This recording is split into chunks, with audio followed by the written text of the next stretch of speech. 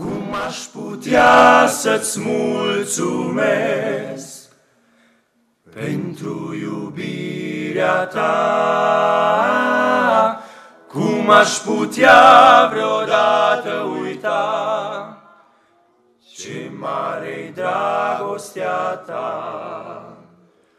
Tu ai murit în locul meu, sus pe cruce, pe cruce viața ți-ai dat.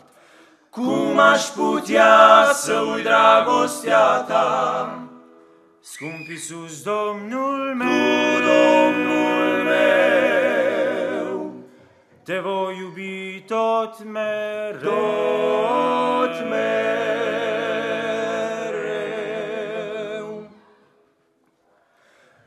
Cum aș putea să nu-ți cânt numele tău, Iisus?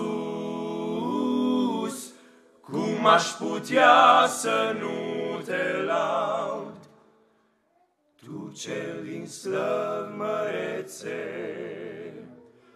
Tu ai murit în locul meu, sus pe cruce, pe cruce viața ți-ai dat. Cum aș putea să uit dragostea ta? Scump Iisus, Domnul meu, Domnul meu, te voi iubi tot mereu, tot mereu.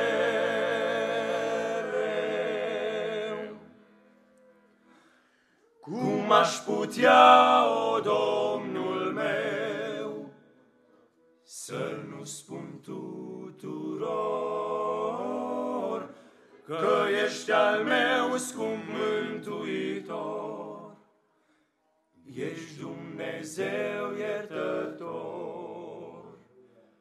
Tu ai murit în locul meu, pe cruce viața ți-ai dat.